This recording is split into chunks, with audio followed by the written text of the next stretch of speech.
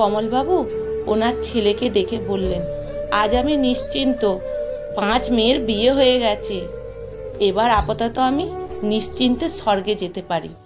শুধু একটা দুঃখ থেকেই গেল, বাজারে অনেক ধার দেনা হয়ে গেছে, যেটা তোকে শোধ করতে হবে। আসলে কন্যা দায়গ্রস্ত পিতা তো।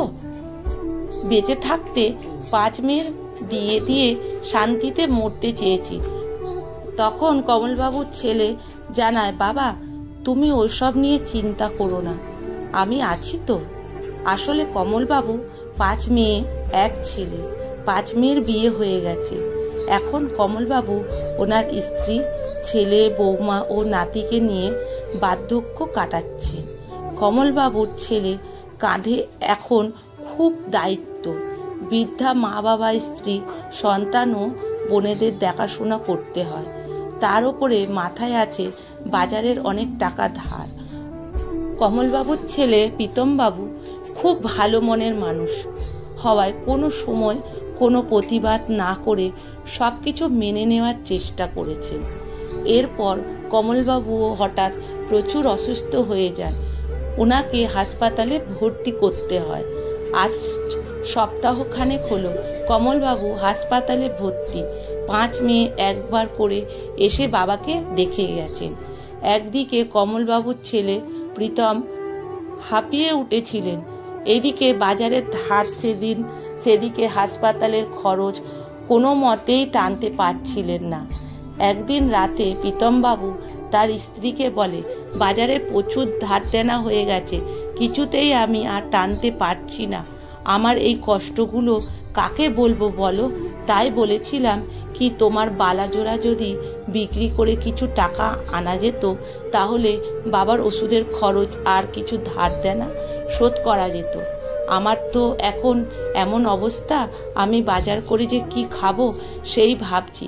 প্রীতমবাবুর স্ত্রী প্রথমে রাজি না হলেও পরে স্বামীর এমন অবস্থার কথা চিন্তা করে তার শখের বালাজোড়া স্বামীর হাতে তুলে দেয় বিক্রি করার জন্য।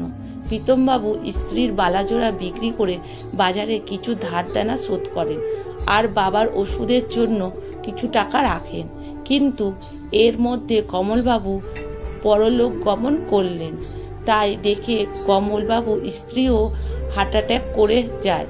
প্রীতমবাবু দ্রুত মাকে হাসপাতালে ভর্তি করে এসে বাবার শেষ কাজ সম্পূর্ণ করেন। কিন্তু কিছুদিন যেতে না যেতে মাও মারা যান। এরপর সব থেকে খারাপ লাগার বিষয় হলো, মা বাবা মারা যাবার 1 মাসের মধ্যেই 5 মেয়ে জামাই আসে বাবার পৈতৃক সম্পত্তি সমান সমান ভাগ করার জন্য। প্রীতমবাবু আর্থিকভাবে ভেঙে পড়েছিলেন। বোনেদের এই রকম কথা শুনে মানসিকভাবে ভেঙে পড়েছিলেন উনি। আসলে প্রীতমবাবু ভাবছিলেন পৈতৃক সম্পত্তি যতটা আছে কিছুটা বিক্রি করে দেনাগুলো শোধ করে দেবেন। আসলে এই ধার দেনাটা হয়েছিল মূলত এই 5 বছর বোনেদের বিয়ের সময়।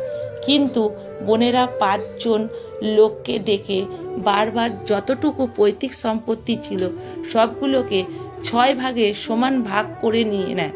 তারপর থেকে এখনো প্রীতমবাবু তার পৈতৃক সম্পত্তি যতটা ভাগ পান তা দিয়ে বাজারের ধার দেনা শোধ হবে না।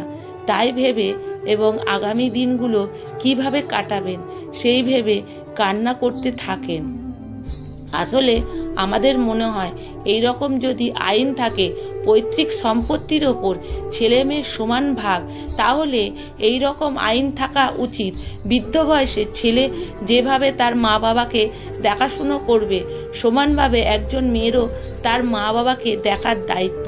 বিশেষ করে যারা সম্পত্তির ভাগ নেবে দেখতে হবে, তা না হলে কলমে সুষমা বাগ প্রধান, পাঠে অনিতা ভট্টাচার্য। ভিডিওটা যদি ভালো লেগে থাকে বন্ধুরা প্রচুর শেয়ার করবেন। আমার প্রণাম রইল।